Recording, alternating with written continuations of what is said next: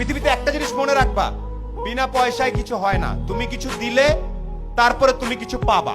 এটা সবচেয়ে আমাদের সবার মন খারাপ হয়ে যায়, আমাকে ডাকলো না কেন, আমাকে সম্মান দিল না কেন, আমাকে ট্যালেন্ট পুলে বৃত্তি দিল না কেন, কারণ তুমি ভালো একটা খাতা জমা দিতে পারো নাই। এই জন্যে আমি আবারও ব্যাক করি, আমি সোলায়মান সুখন।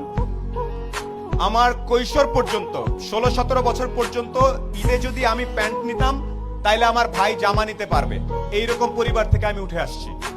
আমার বাবা ছিলেন আর্মির একজন সার্জেন্ট, যেটাকে আমরা হাবিলদার বলি। আমরা ছিলাম 5 ভাই বোন। সে অবস্থা থেকে আল্লাহর রহমতে এখন অনেক ভালো জায়গায় আছি। এই গল্পটা ছোট্ট করে একটু বলবো। আমি নর্মাল বিভিন্ন জায়গায় পড়াশোনা করছি। গাড়ির সিট বেল্ট কেমনে বাঁধতে হয় সেটা আমি আসলে 18 বছর পর্যন্ত জানতাম না। গাড়ির সিট বেল্ট এদিক থেকে টাই নাই না এদিকে বাঁধতে আমি জানতাম না।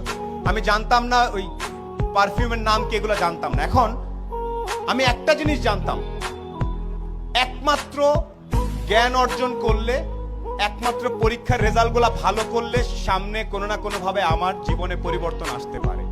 এখানে পরীক্ষার রেজাল্ট ভালো কার কার আমি আওয়াজ শুনতে চাই। 13 থেকে 19 আওয়াজ শুনতে চাই ভালো ছাত্রছাত্রীদের।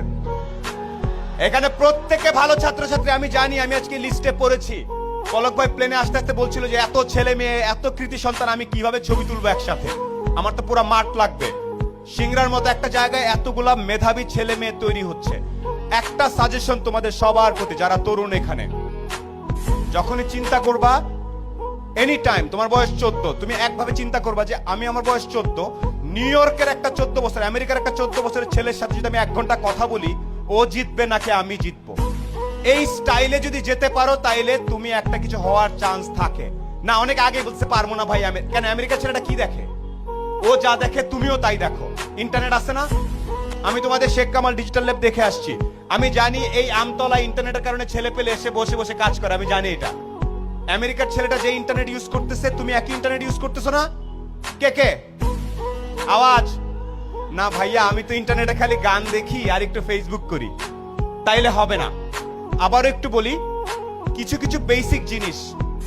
আজকে এই প্রোগ্রাম নাচা গানা শেষ হয়ে সবাই চলে যাওয়ার পরে বাসায় যাবা, শাওয়ার নিয়ে ঘুমানোর আগে একটু দাঁড়ায় বলবা, একটা লোক আসছিল কালো করে, ভাঙ্গাচোরা, দেখা তো খুব একটা ভালো মনে হলো না, বাট উনি একটা কথা বলছে, আমি যদি নিজেকে পৃথিবীর যে কোনো মহাদেশের 14-15 বছর একটা ছেলে বা মেয়ের সাথে সমান সমান দাঁড়ায় 1 ঘন্টা কথা বলার মতো ক্যাপাসিটি না থাকে, তাহলে আমি আর অনেক পিছায় আছি।